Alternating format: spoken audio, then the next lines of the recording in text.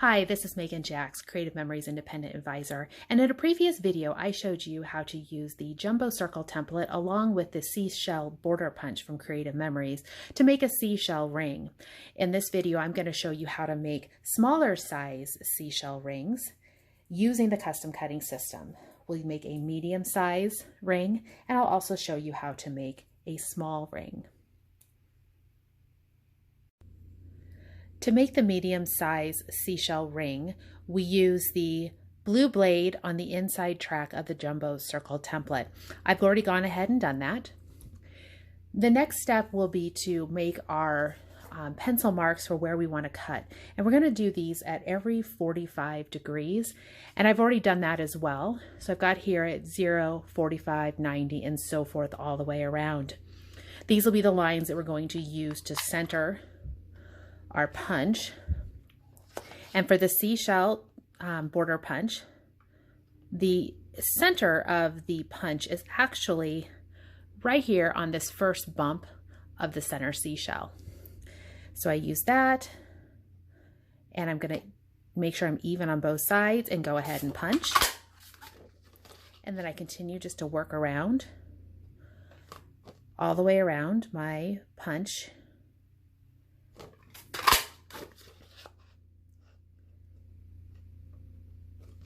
And you will have top and bottom wedges that you're going to have to cut out. I tried different sizes and it was not possible to get a clean cut so that there would be no bottom wedge. So you can see here, I've got a wedge at the top and at the bottom that I'm going to need to cut out, and that's fine. It is definitely well worth the effort to cut that out. So I'm going to go ahead here, cut down following the sand dollar, and I'm going to turn it over because I make a better cut, and I'm going to get in there and finish off the star. And the star is going to have a little bit more on one point than the others, but it won't be very noticeable once you get the whole thing completely done. And I'll come in and trim off that bottom wedge, and you can see it's going to start to be even all the way around. You would just continue all the way around to make that medium sized ring with the seashell border. To make the small seashell ring, we're going to go ahead and use the 6-inch circle template with the blue blade and the outside track, and I've already gone ahead and done that. And the markings for the small ring are going to be at 60-degree increments. So I've marked at 0, 60, 120, and 180 and all the way around. And that will be the mark that we use to line up here at the center point on the seashell punch. So once again, I insert, line it up to the best of my ability, double check that I'm even on both of those sides, and punch. And I keep working around,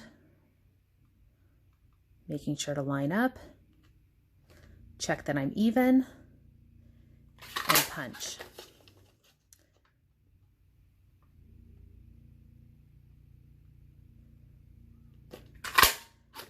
And I will have the top and the bottom wedges, so I will come in and trim those just as I've done on the other rings.